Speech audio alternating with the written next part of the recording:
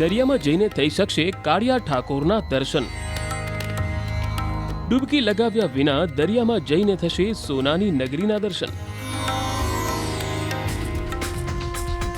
હજારો વર્ષ પહેલા ડૂબી ગયેલી ભગવાન શ્રી કૃષ્ણએ વસાવેલી દ્વારિકા નગરીના દર્શન હવે સામાન્ય લોકો માટે પણ સરળ બનશે। અત્યાર સુધી માત્ર સંશોધકો જ જ્યાં સુધી પહોંચ્યા હતા ત્યાં સુધી દર્શનાર્થીઓ પણ પહોંચી શકે એ માટે દ્વારકાના દરિયામાં સબમરીન સેવા શરૂ થવા જઈ રહી છે। આ ખાસ વ્યવસ્થા હેઠળ દર્શનાર્થીઓ આ રીતે સબમરીનમાં બેસીને દરિયાની અંદર 300 ફૂટ ઊંડે સુધી જઈ શકશે। માનવામાં આવી રહ્યું છે કે આવતી જન્માષ્ટમી અથવા તો દિવાળી સુધીમાં આ સેવા શરૂ થશે। રાજ્યના પ્રવાસન મંત્રી મુળુભાઈ બેરાએ પણ આ પ્રોજેક્ટની પુષ્ટિ કરતા એક્સ પર લખ્યું કે હવે સમુદ્રમાં સોનાની દ્વારકાના દર્શન થશે। ભગવાન શ્રી કૃષ્ણએ વસાવેલી દ્વારકા નગરીના દર્શન માટે ગુજરાત સરકાર દ્વારા બેટ દ્વારકા ખાતે અરબી સમુદ્રમાં સબમરીન ચલાવવાની તૈયારીઓ હાથ ધરવામાં આવી છે, જે સંદર્ભે મજગાંવ ડોક શિપયાર્ડ કંપની સાથે MOU કરવામાં આવ્યા છે।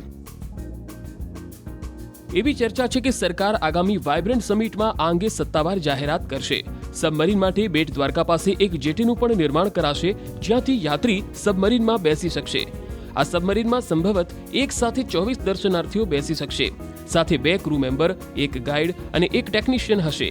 સાથે જ 2 ડૂબકી લગાવી શકે એવા મરજીવા પણ હશે। સબમરીનમાં યાત્રિકોની સુરક્ષા માટે ઓક્સિજન માસ્ક, ફેસ માસ્ક અને સ્કૂબા ડ્રેસ પણ આપવામાં આવશે।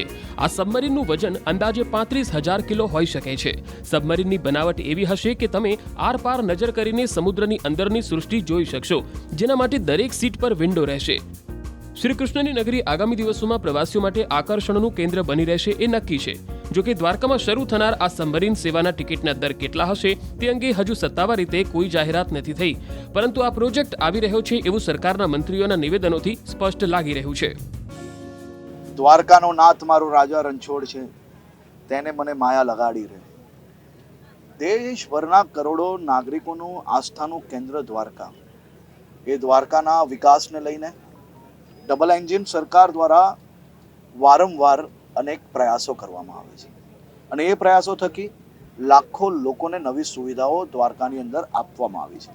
આવનારા દિવસોમાં બી દ્વારકામાં અનેક નવા પ્રકલ્પોને કામ હાથમાં લીધું છે અને એ પ્રકલ્પો થકી દેશ અને દુનિયાના લોકો દ્વારકાધીશ એમને સમજવા માટે, દ્વારકા દર્શન કરવા માટે અને ટુરિઝમ સેક્ટરમાં બી દ્વારકાની અંદર હજી વધુ વિકાસ થાય તે માટે કાર્ય કરવામાં આવે છે।